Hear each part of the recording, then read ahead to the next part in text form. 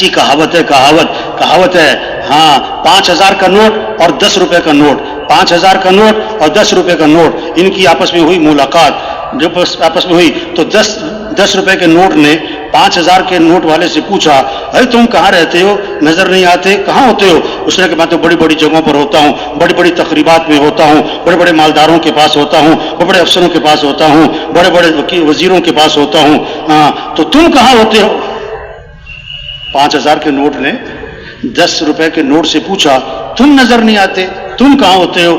اس نے کہا میں مسجد کا جو گلہ نا چندے والا اس میں ہوتا ہوں۔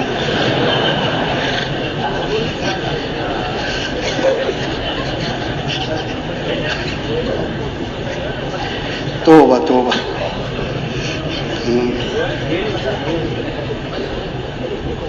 جب اللہ ناراض ہوتے ہیں مال بخیلوں کے ہاتھ میں جاتا ہے، ہاں جب اللہ ناراض ہوتے ہیں بارشیں بے وقت ہوتی ہیں، وقت پہ نہیں ہوتی ہیں، ضرورت سے زائد ہوتی ہیں۔ جب اللہ ناراض ہوتے ہیں مرد نہیں عورتوں کی چلتی ہے، عورتیں حکمران، عورتیں حاوی ہو جاتی ہیں۔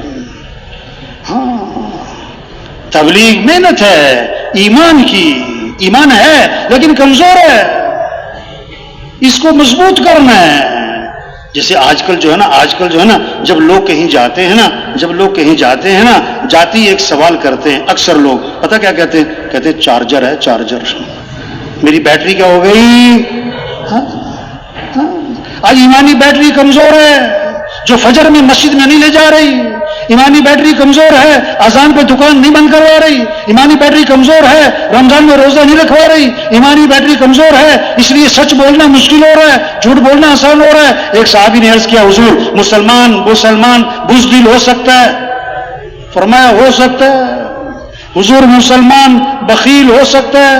فرمایا ہو سکتا ہے۔ حضور مسلمان جھوٹ بول سکتا ہے؟ فرمایا نہیں، ایمان والا جھوٹ نہیں بولا کرتا، جب ایمان مضبوط ہوگا جھوٹ نہیں بولے گا۔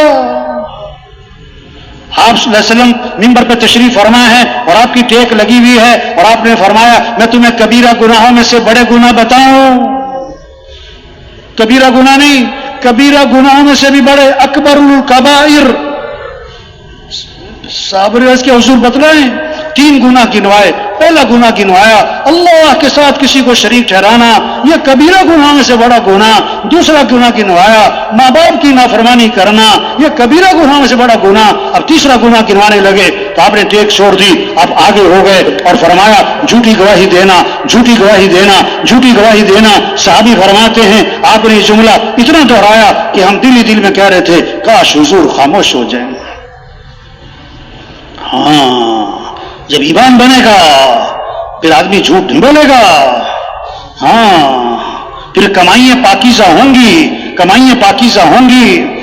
ہاں ایک حرام کا لقمہ ہے 40 دن تک دعائیں قبول نہیں ہوں گی۔ بیت اللہ کا غلہ پکڑ کے چیخ رہا ہے یا رب یا رب، اللہ فرماتے ہیں میں دعا کہاں سے قبول کروں؟ کھانا تو حرام ہے، پینا تو حرام ہے، لباس تو حرام ہے، دعا کہاں سے قبول کروں؟ ہاں کوئی سور کا گوشت نہیں کھاتا کیونکہ حرام، کوئی گدھے کا گوشت نہیں کھاتا کیونکہ حرام، کوئی کتے کا گوشت نہیں کھاتا کیونکہ حرام۔ او میرے بھائی جسے سور کا گوشت حرام ہے، کتے کا گدھے کا گوشت حرام ہے، او میرے بھائی یہ حرام کے پیسوں سے بکرے کا گوشت بھی حرام ہے۔ پیسے حرام کے جیب میں ڈالے ہوئے ہیں، گوشت حلال کا تلاش کر رہا ہے۔ ہاں برکت حلال میں ہے، حرام میں نہیں۔ بکری 1-2 بچے دیتی ہے اور کتیا 8-10 بچے دیتی ہے، ریوڑ بکروں کے نظر آتے ہیں، کبھی کتوں کا ریوڑ نظر نہیں آتا کیونکہ برکت حلال میں ہے، برکت حلال میں ہے۔ ہاں آج لوگ برکت نہیں چاہتے، برکت نہیں چاہتے، کثرت تلاش کرتے ہیں۔ کہاوت ہے فاختہ چھوٹی لیکن حلال، چیل بڑی لیکن حرام۔ فاختہ اور چیل درخت پہ بیٹھی تھی، شکاری بندوق لے کے پہنچا، فاختہ نے چیل سے کہا بھاگ جا مارے گا، شکاری آ گیا۔ چیل نے کہا تو بھاگ، تجھے مارے گا، میں حرام ہوں تو حلال ہے، تجھے مارے گا میں کیوں بھاگوں؟ فاختہ نے کہا میری مان، اس نے مجھے نہیں مارنا، اس نے تجھے مارنا ہے، نکل لے. ابھی ان کی بات چیت چل رہی ہے. اسے مارا نشانہ چیل کو اور چیل جا کے نیچے گری اور تڑپ رہی. فاختہ نے کہا میں نے تجھے کہا نہیں تھا بھاگ جا. آج کل لوگ حلال حرام کو نہیں دیکھتے، موٹے مال کو دیکھتے ہیں. کس کو دیکھتے ہیں؟ ہاں او بھائی، 2000 حلال کے، 2 لاکھ حرام کے، یہ برکت 2000 میں ہے، 2000 میں ہے. 2000 کی چارپائی حلال کے پیسوں کی، 2 لاکھ کا بیڈ حرام کے پیسوں کا، مزے کی نیند جو آئے گی یہ 2000 کی چارپائی پہ آئے گی. 2 مرلے کا مکان حلال کے پیسوں کا، 4 کنال کا بنگلہ حرام کے پیسوں کا، گھر میں جو سکون ہوگا، ہاں مزے کی زندگی، وہ تو 2 مرلے کے مکان میں ہوگی. حلال حلال حلال حرام بکرے اور کتے میں نہیں ہے، ہر چیز میں حلال حرام ہے، ہر چیز میں حلال حرام ہے. ہاں جب ایمان بنے گا پھر حلال حرام کی تمیز آئے گی. ہاں پھر کمائیاں پاکیزہ ہوں گی. آپ نے فرمایا برکت والی کمائی اس کی ہوگی، پاکیزہ کمائی اس کی ہوگی.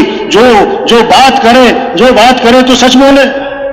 وہ تاجر جن کے کاروبار میں 7 باتیں ہوں گی ان کے کاروبار برکت والے اور کمائیاں پاکیزہ ہوں گی.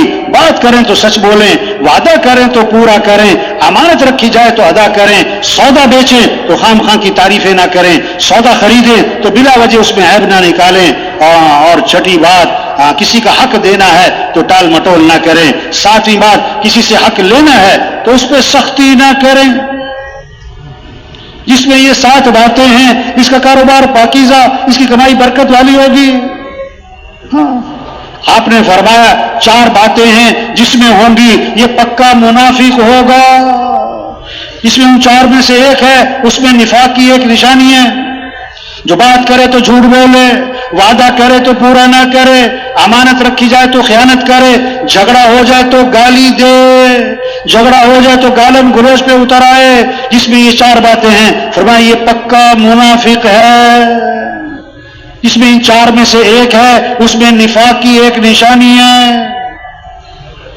ہاں سڑکوں سے، اچھی سڑکوں سے نہیں معاشرہ سنورتا. معاشرہ کب سنورے گا؟ جب ایمان مضبوط ہوگا.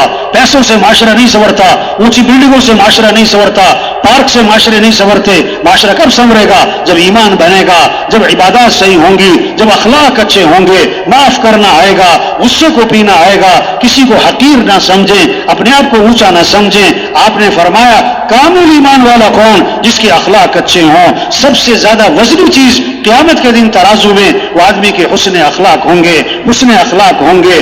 آپ نے فرمایا جنت میں میرا پڑوس ملے گا کس کو؟ جس کے اخلاق اچھے ہیں. اخلاق کیا ہیں؟ سل بن قطعت، جو تم سے رشتہ توڑے تم اس سے رشتہ جوڑو. واعفو عمن ظلمک، جو ظلم کرے اسے معاف کر دو. احسن الی من اساء الیک، جو برائی کرے بدلہ اچھائی سے دے دو. آتی من حرمک، جو نہیں پوچھتا اسے پوچھو، جو نہیں کھلاتا اسے کھلاؤ، جو نہیں آتا اس کے پاس جاؤ.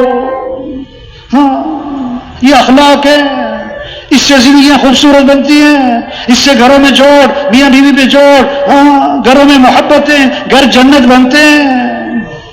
ہاں اخلاق کی بنیادی چیز کیا ہے؟ زبان کے بول میٹھے ہوں، زبان کے بول میٹھے ہوں، لہجہ نرم ہو، لہجہ نرم ہو، چہرے پر مسکراہٹ ہو اور دماغ ٹھنڈا ہو. گھر جنت بنے گا، بڑی پیار محبت کی زندگی گزرے گی. اور جس کے بول کڑوے ہیں، جس کا لہجہ سخت ہے، جس کے ماتھے میں بل رہتے ہیں، جس کا دماغ گرم رہتا ہے، توبہ توبہ، اس کی زندگی جھگڑوں میں، نفرتوں میں، غصے میں، لڑائیوں میں گزر جائے گی. یہ چھوٹی سی زندگی ہے، اس میں اتنا وقت نہیں ہے کبھی اس سے لڑیں کبھی اس سے لڑیں. ہاں آپ نے فرمایا ابھی جو شخص داخل ہوگا جنتی ہے. سب کی نظریں اٹھی، ایک صحابی داخل ہو رہے ہیں. دوسرے دن فرمایا ابھی جو شخص داخل ہوگا جنتی ہے. تیسرے دن فرمایا ابھی جو شخص داخل ہوگا جنتی ہے. تینوں دن ایک صحابی داخل ہوئے. ایک صحابی ان کے گھر گئے، میں رات آپ کے ہاں گزارنا چاہتا ہوں، میرے گھر میں مسئلہ ہے. 1 رات رہے، 2 رات رہے، 3 رات رہے. دیکھنا چاہتے تھے کون سا عمل ہے جنتی ہونے کی بشارت ہے. کیا دیکھا؟ ساری رات سو رہے اور فجر میں اٹھ کے نماز پڑھی.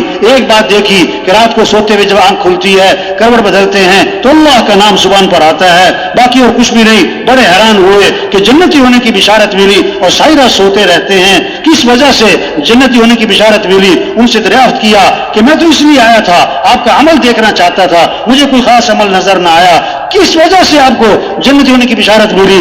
تو انہوں نے جواب دیا میری زندگی میں ایک بات ہے، وہ کیا ہے؟ میں اپنا دل ہر مسلمان سے صاف رکھتا ہوں، میں کسی کے بارے میں کھوٹ حسد بالکل دل میں نہیں رکھتا۔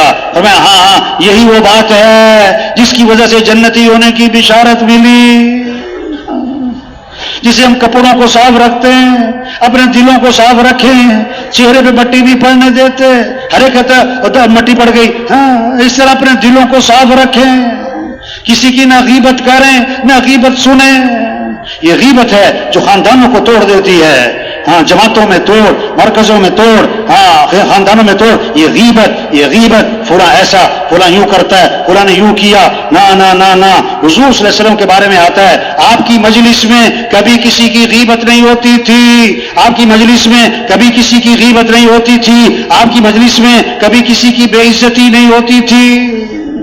ہاں آپ صحابہ کے ساتھ تشریف فرما ہے، ایک بدبو پھیل گئی، سڑاند پھیل گئی، آپ نے فرمایا تمہیں معلوم ہے یہ بدبو کس چیز کی ہے، یہ سڑاند کس